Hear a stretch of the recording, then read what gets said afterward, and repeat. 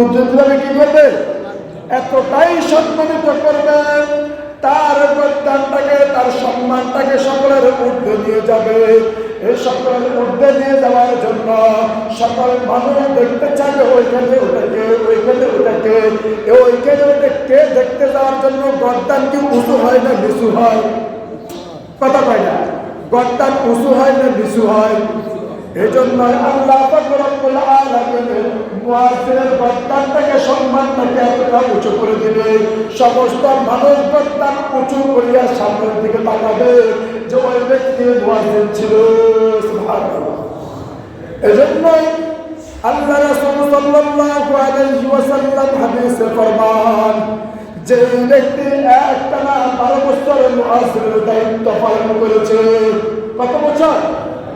একটানা 12 বছর মুয়াজ্জিনের দায়িত্ব পালন করেছে, আল্লাহ রাসূল সাল্লাল্লাহু আলাইহি ওয়াসাল্লাম বলেন, আমি নবী মুহাম্মদ রাসূলুল্লাহ সাল্লাল্লাহু আলাইহি ওয়াসাল্লাম ঘোষণা করতেছি, ওই ব্যক্তিকে আমার আল্লাহ পাক রব্বুল আলামিন বিনা হিসাবে জান্নাত দিয়ে দিবে। সুবহানাল্লাহ, সুবহানাল্লাহ। কি দিয়ে দিবে? এখন প্রশ্ন হলো যে সেই মুয়াজ্জিন হইলেই তো হবে না। কি হবে না? যে সেই মুয়াজ্জিন হইলে তো হবে না। মুয়াজ্জিনের কথাগুলা, মুয়াজ্জিনের যে কালেমাগুলো উচ্চারণ করবে, মুয়াজ্জিন যে বাক্যগুলো উচ্চারণ করবে, সেই বাক্যগুলা, সেই কালেমাগুলা সহিহ শুদ্ধ হইতে হবে এবং তার ইখলাসের সহিত, অন্তরের সহিত, আল্লাহর ভয়ের সহিত সে আল্লাহর দিকে মানুষকে আহ্বান করতে হবে।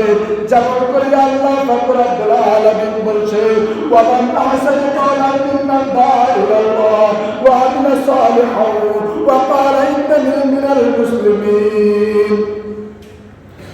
ওই ডাকের চাইতে কোন ডাক উত্তম হইতে পারে? ওই আহ্বানের চাইতে কোন আহ্বান উত্তম হইতে পারে? ওই ঘোষণার চাইতে কোন ঘোষণা উত্তম হইতে পারে?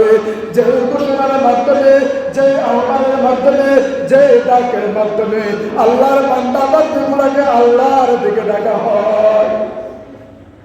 তাহলে সে ডাকগুলা ডাকতে হলে কিসের সহিত ডাকতে হবে? ইখলাসের সহিত, ভয়ের সহিত, তাকওয়ার সহিত।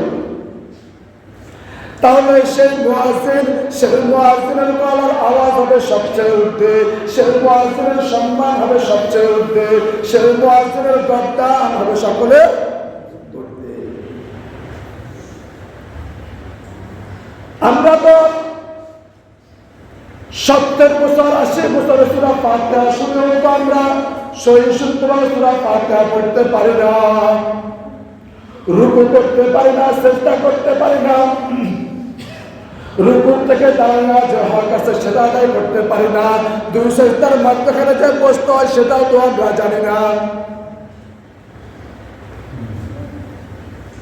এজন্যই মুয়াজ্জিনের বিষয় আল্লাহ রাসূল সাল্লাল্লাহু আলাইহি ওয়াসাল্লাম বলেন, যে ব্যক্তি 12 বছর মুয়াজ্জিনের দায়িত্ব পালন করলো, আল্লাহ তাআলা তাকে জান্নাতুল ফিরদাউস দান করবেন। সুবহানাল্লাহ। সম্মানিত মুসল্লিয়ানে কেরাম, সম্মানিত মুসল্লিয়ানে কেরাম, আর অল্প কয়েকটা, আজকে 4 মিনিট সময় বেশি নেই, আর কয়েকটা কথা বলে আমি শেষ করে দেব এই পর্ব। মুয়াজ্জিন হওয়ার জন্য কিছু শর্তমালা আছে,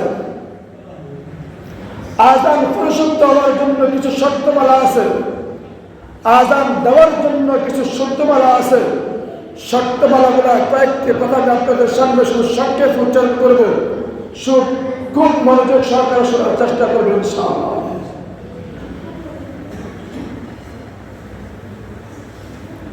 সর্বপ্রথম যে কথাটা, আযানের জন্য এই কথাগুলো ইতিমধ্যে বলে ফেলেছি। আযানের শব্দগুলো হলো নির্দিষ্ট কিছু বাক্যের মাধ্যমে যে শব্দগুলো উচ্চারণ করা হয় তার নাম হলো কি? আযান। 2 নাম্বার, আযান দিতে হবে আরবি ভাষা। কোন ভাষায়? আমরা কোন ভাষা আযান দিই? কোন ভাষায়? ওই যে আমাদের দেশের প্রধান মুরব্বীরা কি বলছিল, সৌদি আরব আইসি